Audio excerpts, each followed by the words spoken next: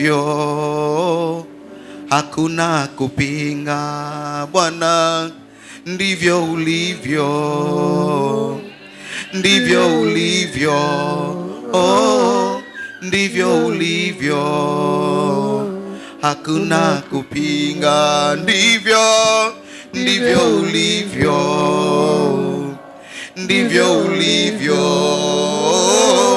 ndivyo ulivyo, hakuna kupinga.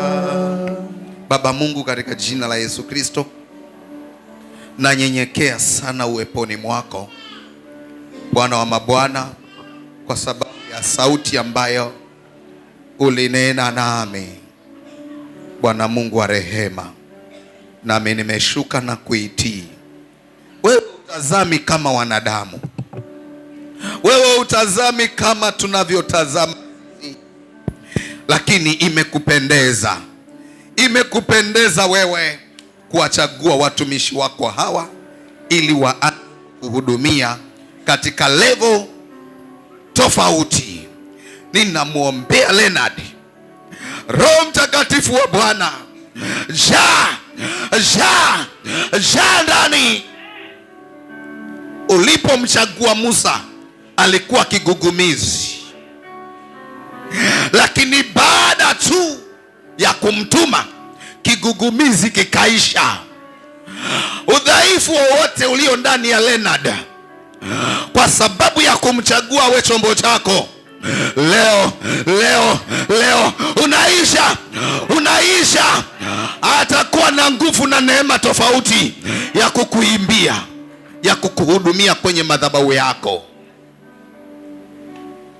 Pokea Roho Mtakatifu, pokea Roho Mtakatifu ajae ndani yako, akuhudumie, akupe nyimbo, akupe sauti.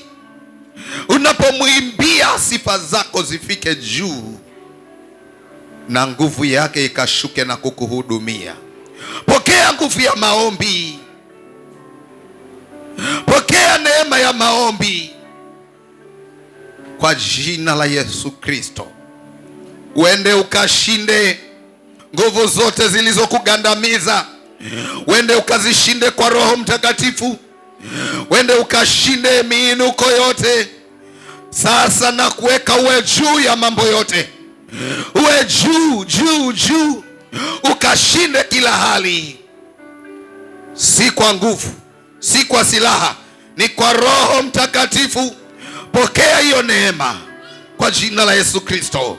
Asante Bwana kwa mtumishi wako huyu, anapoendelea kukutukuza, anapoanza leo, Roho Mtakatifu wa Bwana uwe ndani yake katika kukutii, katika heshima, katika utakatifu.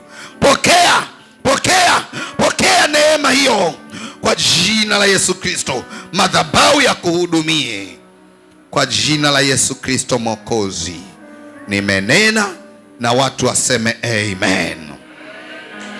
Amen. Amen. Bas.